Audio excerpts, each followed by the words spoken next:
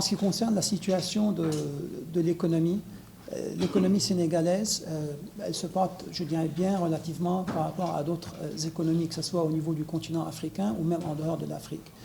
Pour 2022, nous estimons la croissance, quoi qu'on l'a revu un peu vers la baisse, on estime à atteindre 4,7% pour cette année, ce qui est déjà une croissance pas mal, prenant en considération la situation, que ce soit un peu le Covid qu'on n'est pas encore sorti, ou bien sûr la guerre en Ukraine, ou la hausse des prix des denrées alimentaires ou des produits pétroliers. Donc tout cela nous mène à reviser un peu vers la baisse la croissance, mais toujours on est à 4,7% pour cette année. Par contre, l'inflation, on l'a revisé vers la hausse.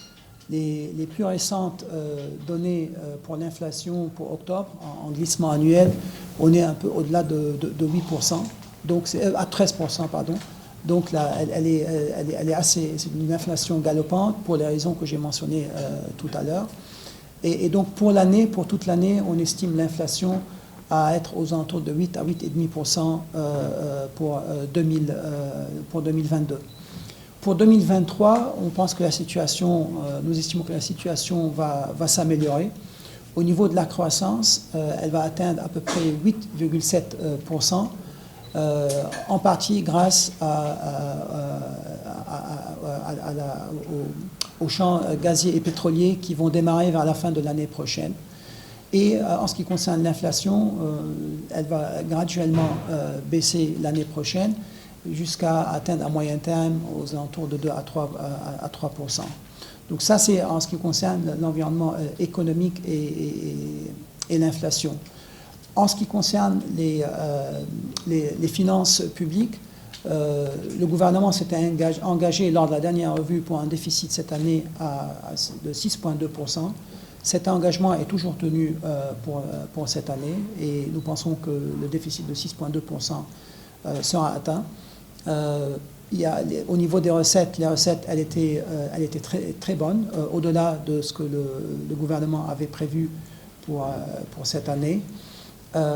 Au niveau des dépenses, il y a eu des changements au niveau des dépenses. Les dépenses pour les subventions ont presque doublé par rapport à ce qu'il y avait dans la loi des finances rectificative de mai, je pense, où on estimait les subventions cette année de l'ordre de 300 milliards, alors que là, on pense qu'elles vont excéder les 700 milliards, elles vont atteindre à peu près 750 milliards de francs CFA, ou en pourcentage du PIB à 4,4% du PIB.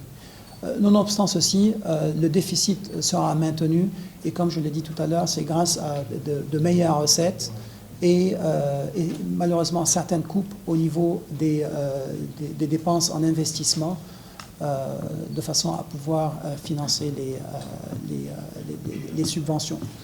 Pour l'année prochaine, probablement, comme vous l'avez vu, le gouvernement a soumis un budget à l'Assemblée nationale avec un déficit de 5,5%. Notre avis, c'est qu'avec les excellentes recettes qu'on a vues cette année,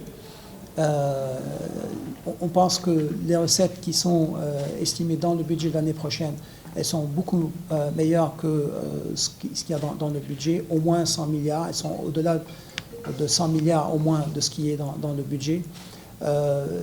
En ce qui concerne les subventions à l'énergie dans le budget, il y a une allocation de 350 milliards.